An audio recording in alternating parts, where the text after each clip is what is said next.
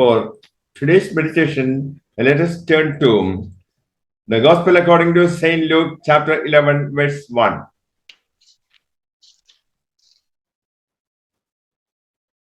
लूका रचित सुसमाचार उसका 11 अध्याय हम एक वचन को पढ़ेंगे। वह किसी जगह प्रार्थना कर रहा था।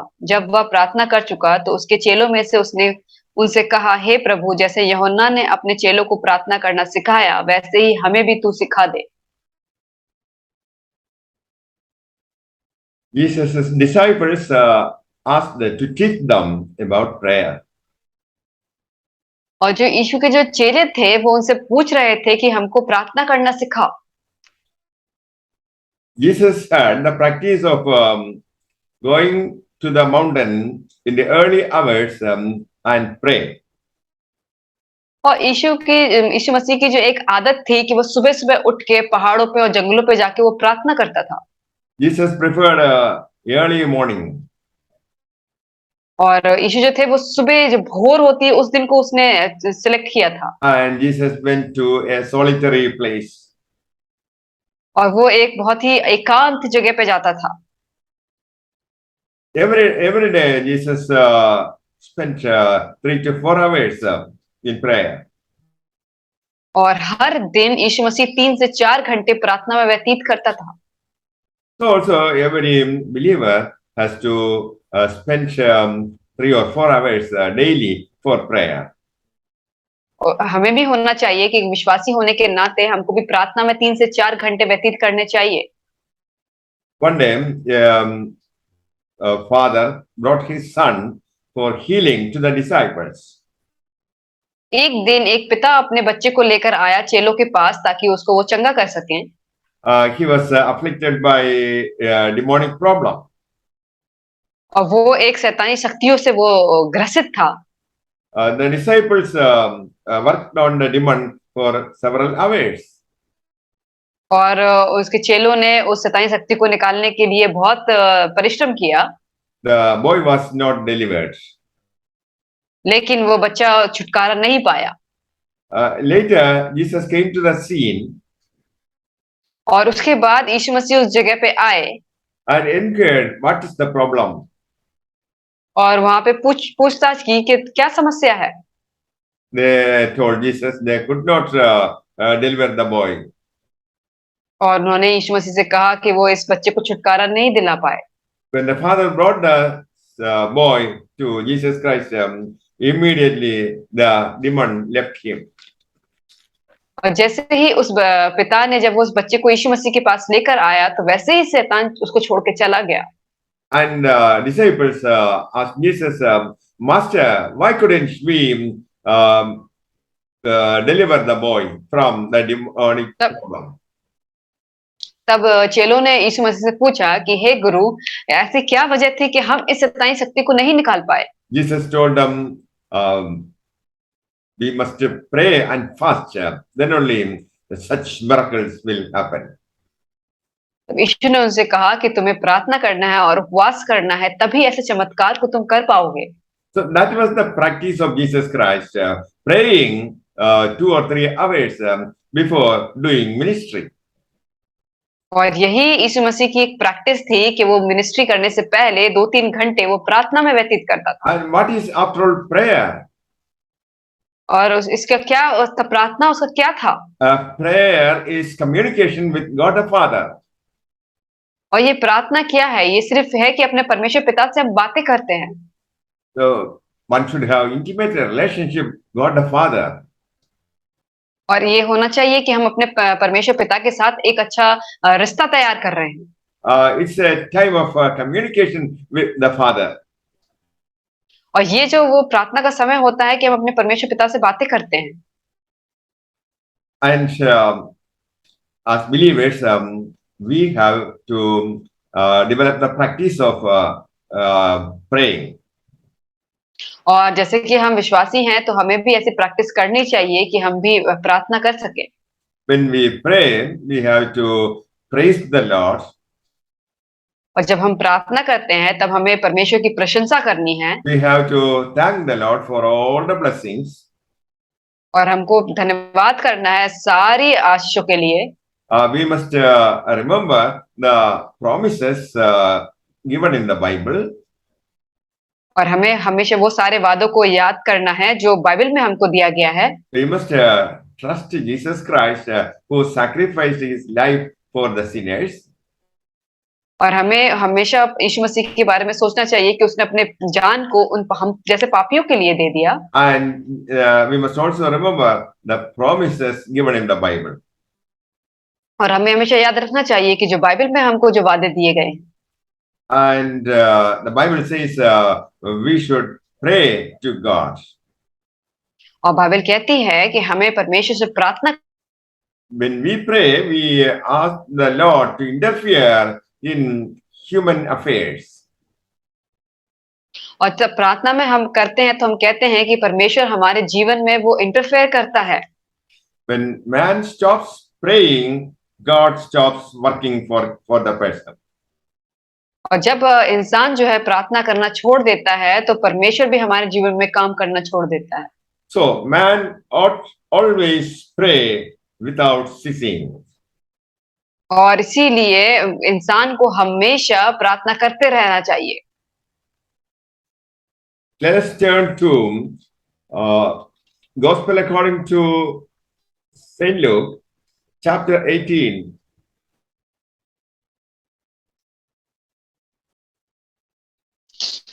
लूका रचित सुसमाचार उसका 18 अध्याय को हम देखेंगे।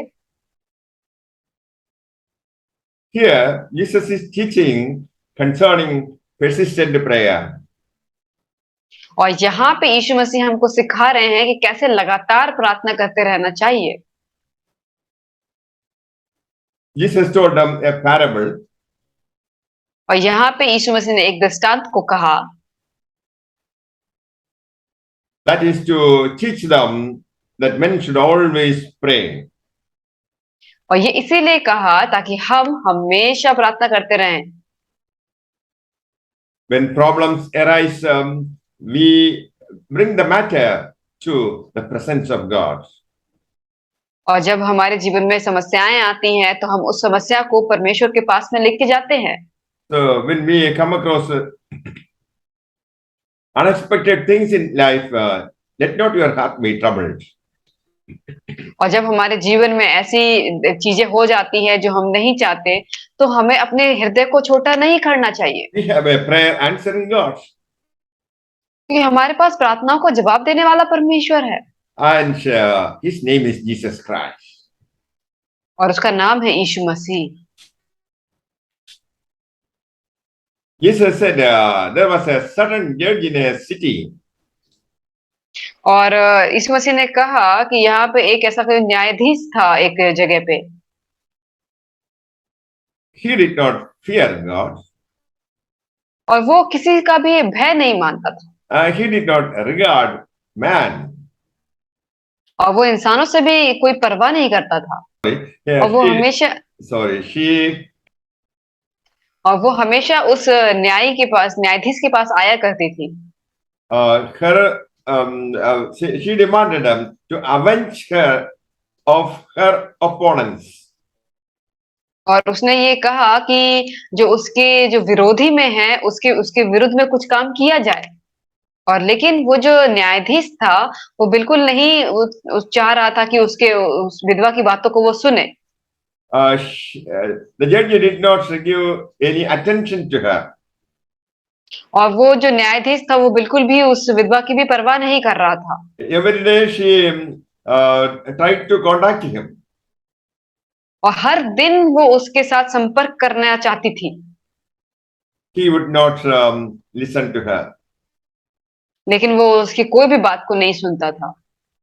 This lady visited him wherever he moved. और ये जो विधवा थी वो हर जगह उसका पीछा करती थी जहां कहीं भी वो न्यायाधीश जाता था। But this judge ignored her. लेकिन वो जो न्यायाधीश था वो उसको इग्नोर कर देता था। He attended issues related to eminent persons in that city. और वो हमेशा उस नगर के जितने भी लोग होते थे उन सब की समस्याओं को सुनता था। Because she was a poor widow, she did not give any consideration to her. और हालांकि वो एक गरीब विधवा थी, इसीलिए वो उसके बारे में वो न्यायाधीश बिल्कुल ध्यान नहीं देता था। but she kept on coming to him. लेकिन वो लगातार उसके पास आती रही। But afterward, he said within himself, even though I do not fear God nor regard man, yet because this widow causes me trouble, I will avenge her, lest by continually coming she wear me out. और तब उस न्यायाधीश ने कहा कि यद्यपि मैं ना तो परमेश्वर से डरता हूँ और ना मनुष्यों की कुछ परवाह करता हूँ, तो भी यह विधवा मुझे सताती रहती है, इसीलिए मैं उसमें दम कर दे। So, because of her persistence, uh, the judge listened to her and solved her problem. और इसके इसके वजह यह था कि जो विधवा थी वो नित्य उसके पास आती रहती थी, लगातार उससे प्रार्थना करती रहती थी। इसी की वजह से उस न्यायी ने उस विधवा की प्रार्थनाओं को सुना। He was a hard-hearted man. और वो तो बहुत ही एकदम कठोर हृदय वाला इंसान था। Still, because of the persistence of the widow, he had yielded to her. और ऐसा होने के बाद भी, कठोर हृदय होने के बाद भी उस विधवा लगातार उससे बोलती रही, इसीलिए उसने उसकी बात को सुनना पड़ा। And our God is a loving God. और हमारा पिता तो बहुत ही प्रेमी पिता है। He has he has compassion on those people who approach him. और उसके हृदय में तो दया भरी होती है, जो जो कोई भी उसको पुकारता है। So our good Lord will meet all our problems when we pray. और तो हमारा जो अच्छा पिता है वो हमारी हर एक उस समस्या को वो देखेगा जब हम प्रार्थना करेंगे। He will avenge those who cry to him, those who cry to him day and night.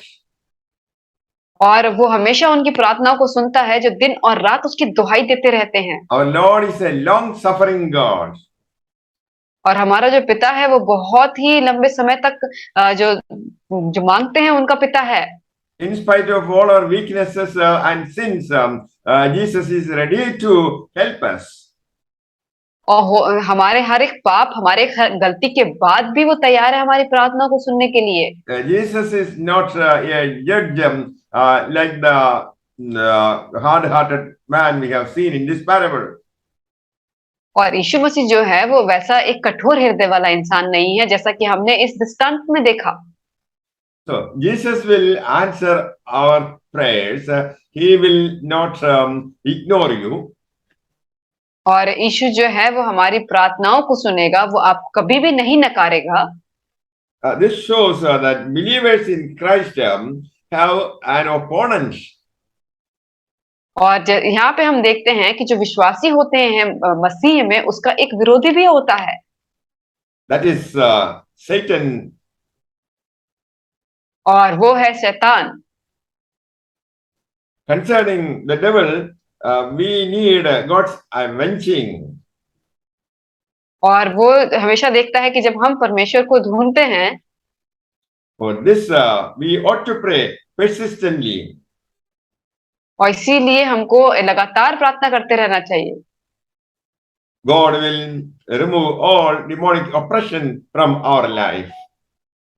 इसके बाद परमेश्वर हमारे हर एक शैतानी शक्ति जो बीच में आती है उसको सबको हटा देगा। So we should have persistent faith for our persistent prayer. तो इसीलिए हमारी लगातार प्रार्थनाओं के लिए हमें लगातार विश्वास करना जरूरी है। Like the faith of the widow. जैसे कि इस विधवा का विश्वास था। So nothing is impossible to Jesus Christ. तो इसी यीशु मसीह के लिए कुछ भी असंभव नहीं है। So pray always or without ceasing. और हमें हमेशा प्रार्थना करते रहना चाहिए बिना ही किसी असफलता के। So what we need is non-stop praying. तो हमें क्या जरूरत है? सिर्फ लगातार प्रार्थना करने की। So in the spiritual realm, we are living with God the Father. तो इस जो आत्मिक जो जगह है उसमें हम किसके साथ रह रहे हैं? अपने परमेश्वर पिता के साथ। Prayer is life with Father, the Son, and the Holy Spirit. जो प्रार्थना होती है वो है कि हमारे पिता, हमारे पुत्र और प्रभु यीशु मसीह और पवित्र आत्मा के साथ जीवन। God the Father wants to communicate with us. और परमेश्वर पिता चाहते हैं कि हम उनसे बातें करें। So you may be talking about the current problems that you are experiencing in your life. तो हो सकता है कि आप अपने जो अभी प्रेजेंट में जो भी आपकी समस्या है उसके बारे में आप बात कर रहे हो। I want to ask you a question.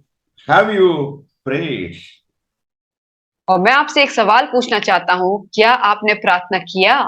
How constant and vigilant are your prayer? आप कितनी लगातार और आप किस शिद्दत से आप प्रार्थना कर रहे हैं? So prayer is commune with God. तो जो प्रार्थना जो है वो परमेश्वर से बातचीत है। So when we spend time with the Lord, God will have mercy upon us. God will grant the desires of our heart. God will also give gifts of the Holy Spirit. और जब हम परमेश्वर से प्रार्थना करते हैं तब वो हमारे ऊपर दया करता है, हमारी सारी समस्याओं को सुनता है और पवित्र आत्मा के जो फल होते हैं वो हमको देता है। In prayer, you are spending time with God. और इन प्रार्थना में आप जो है परमेश्वर पिता के साथ अपने समय को व्यतीत कर रहे हैं। Lord enjoys to spend time with you when you pray. और परमेश्वर जो है उसे बहुत ही आनंद होता है जब आप उसके साथ प्रार्थना में समय को व्यतीत करते हैं। You will be able to receive the power of God. और तब उसके बाद जो है आप जो परमेश्वर की जो ताकत होती है उसको आप ग्रहण करने के योग्य होंगे। On a daily basis, when you spend time with the Lord, you will receive the abilities of God. और जब आप हर दिन परमेश्वर के साथ समय को व्यतीत करेंगे तब उसकी योग्यता जो है उसको आप ग्रहण कर पाएंगे। That will give you an opportunity to receive the wisdom from above. वो आपको एक सौभाग्य देगा कि आप उसके बुद्धि और ज्ञान को आप ग्रहण कर पाएंगे। You will receive the potentials of God. और आप जो परमेश्वर की जो ताकत है उसको आप ग्रहण कर पाएंगे। So with the abilities of God, we can deal with every situation. और तो परमेश्वर की योग्यता के जरिए हम हर एक सिचुएशन से डील कर पाएंगे। If I ask you how things are going on, you will say it's all right. और जब मैं आपसे पूछूंगा कि सारी चीजें कैसे चल रही हैं तब आप कहेंगे सब ठीक है। But that doesn't guarantee tomorrow. But इसके ये कल के लिए हम कोई गारंटी नहीं लेता। But if you are diligent in prayer, I can assure you tomorrow will be bright. और अगर आप प्रार्थना में लगातार प्रार्थना करते रहेंगे तो मैं आपको ये एश्योरेंस देता हूँ कि कल का दिन भी आपके लिए बहुत ही अच्छा होगा। So when you pray, you are spending time with the Lord and you are enjoying His presence. और तो जब आप प्रार्थना करते हैं तो अपना समय आप परमेश्वर पिता में व्यतीत करते हैं और आप उसकी उपस्थिति का आनंद लेते हैं। Our faith is also developed by prayer. तो हमारा जो विश्वास जो होता है वो भी प्रार्थना के जरिए ही आता है। So we need energy in our faith. तो इसीलिए हमें अपने विश्वास में हमको ताकत चाहिए, एनर्जी चाहिए। So many of the problems are not solved because of prayerlessness. और हमारी आधी से ज्यादा समस्या इसलिए नहीं सुलझती क्योंकि हम प्रार्थना नहीं करते। So we need energy of prayer. तो इसीलिए हमें ताकत चाहिए प्रार्थना करने के लिए। With prayer, we can activate our faith. तो उस प्रार्थना के जरिए हम अपने विश्वास को और भी एक्टिवेट कर सकते हैं। The disciples could not cast evil spirit because their faith was not energized by prayer. और जो चेले थे वो उस शैतानी शक्ति को इसलिए नहीं निकाल पाए क्योंकि उनका विश्वास जो था वो उस प्रार्थना के जरिए उतनी ताकतवर नहीं था। Um, in these days, everyone has a mobile phone, और आज के दिन में हर एक के पास हमारे पास मोबाइल फोन है and the battery of the mobile phone has to be charged. और तो जो मोबाइल की जो बैटरी होती है उसको हमको चार्ज करने की जरूरत होती है। So also, faith in your spirit needs charged. और इसीलिए जो विश्वास जो हमारे अंदर है उसको भी जरूरत है कि आप चार्ज करके रखें। Your faith is dead if it is not charged by prayer. और आपका विश्वास जो है वो मरा हुआ है अगर उसको आप प्रार्थना के जरिए चार्ज नहीं करते। So prayer charges faith. तो इसीलिए जो प्रार्थना होती है उसको जरूरत होती है कि हम उसको विश्वास के जरिए करें। So power of faith comes through prayer. तो जो विश्वास हमारे अंदर आता है वो केवल प्रार्थना के जरिए आता है। So by praying, we are building up our faith capacity. तो हम जब प्रार्थना करते हैं तो हम अपने विश्वास की जो हमारी कैपेसिटी होती है उसको और बढ़ाते हैं। If you charge the a battery say, by 5% to face a problem with a voltage of 10,000, that will not succeed. और जब आप सिर्फ 5% की बैटरी से चार्ज करके आप एकदम 10,000 से भी ज्यादा वोल्टेज वाली चीजों को अगर आप सॉल्व करने की कोशिश करेंगे तो वो नहीं होगा। So the voltage of your prayer has to be increased. तो इसीलिए आपको अपने प्रार्थना का जो वोल्टेज है जो ताकत है उसको आपको जरूरत है कि आप उसको बढ़ाएं। By prayer, you have to increase the voltage of faith. तो इसीलिए प्रार्थना के जरिए आपको चाहिए कि अपने विश्वास के वोल्टेज को और भी बढ़ा पाएं। So let us take a decision to spend more time in prayer. तो आइए हम ये इस चीज का निर्णय लेते हैं कि हम प्रार्थना में और भी समय व्यतीत करेंगे। Saint Paul asked to pray without ceasing. और जो साधु पौल है वो कहते हैं कि हमें लगातार परमेश्वर से प्रार्थना करते रहना चाहिए। That is non-stop praying. इसका मतलब है कि हमें लगातार प्रार्थना करते रहना चाहिए बिना रुके। If you have received the gift of tongues, you can practice non-stop praying. और अगर आपको ये जो अन्य भाषा में बात करने का अगर आपको वरदान मिला है तो आप एकदम से लगातार प्रार्थना कर सकते हैं। So always be in a state of prayer. तो इसीलिए हमेशा आपको ऐसी चीजों में रहना कि आप लगातार प्रार्थना करते रहें। My friend, we are confronted by the force of darkness in this life. और मेरे मित्रों हम इस जगत में अंधकार शक्तियों से शैतानी शक्तियों से घिरे हुए हैं। So when mountain-like problems challenge you, you can kick off them by prayer. तो इसीलिए जब पहाड़ जैसी समस्या आपके सामने आएगी तो आप उसको अपनी प्रार्थना से आप उसको भगा सकते हैं। There is nothing your faith cannot solve. और यहाँ पे ऐसा कुछ भी नहीं है जो आपका विश्वास उसको सॉल्व ना कर पाए। There is nothing your faith is not capable of dealing with. और यहाँ पे ऐसा कुछ भी नहीं है कि आपके विश्वास से आप उसको डील ना कर पाए। So in tough times, your level of faith may be little.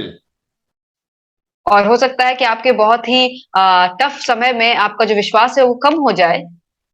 The Bible warns there will be perilous times.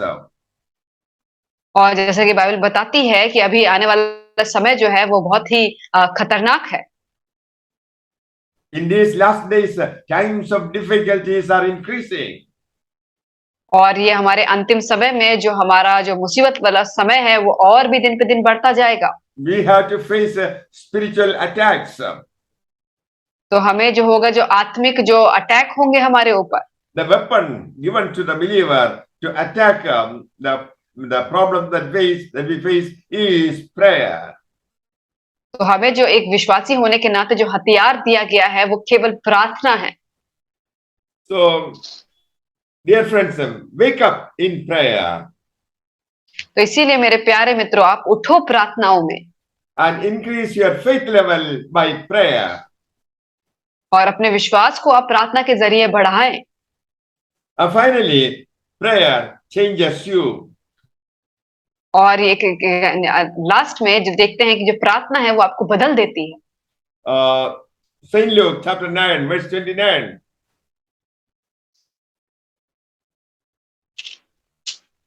And as he prayed, the appearance of his face became different and his garment dazzling white. लूका उसका 9 अध्याय हम 29वें वचन को देखेंगे। जब वह प्रार्थना कर ही रहा था तो उसके चेहरे का रूप बदल गया और उसका वस्त्र सफेद होकर चमकने लगा। Jesus took with him Peter, John, and James and went up into the mountain to pray. और यीशु मसीह उस दिन पतरस, यूहन्ना और याकूब को साथ लेकर प्रार्थना करने के लिए पहाड़ पर गया था। And as he prayed, the appearance of his face became different. और जब वो प्रार्थना करने लगा तो उसका जो चेहरे का जो रंग था वो बिल्कुल भी अलग हो गया। Dear friends, prayer will change you. और इसीलिए मेरे प्यारे मित्रों, प्रार्थना जो है वो आपको बदल सकती है। You will be a different person. आप जो है बिल्कुल भी अलग इंसान हो जाएंगे You will receive the glory of God. और आप परमेश्वर की महिमा को ग्रहण करेंगे You will be transformed into the image of Jesus Christ. और आप जो है परमेश्वर के अस्तित्व में आप बदलते हुए चले जाएंगे। You will be transformed not when preaching. और आप बिल्कुल भी जैसे जो प्रार्थना करते हैं, प्रीच करते हैं, उसमें बदल जाएंगे। You will be transformed not by reading the Bible. और आप बिल्कुल भी नहीं बदल सकते कि आप बाइबल पढ़ने से नहीं बदल सकते। You will be transformed not by receiving a healing. और आप जब चंगाई को ग्रहण करते हैं तब आप नहीं बदल सकते। You will be transformed when you pray. और केवल आप बदल सकते हैं जब आप प्रार्थना करते हैं। So that also shows the need for continuous praying. तो ये भी हमें दर्शाता है कि हमें क्यों लगातार प्रार्थना करने की जरूरत है। And when you pray, you will be able to destroy the works of the devil in your life. और जब आप प्रार्थना करते हैं तो आप अपने जीवन में जो शैतान के काम होते हैं उसको आप नष्ट कर सकते हैं।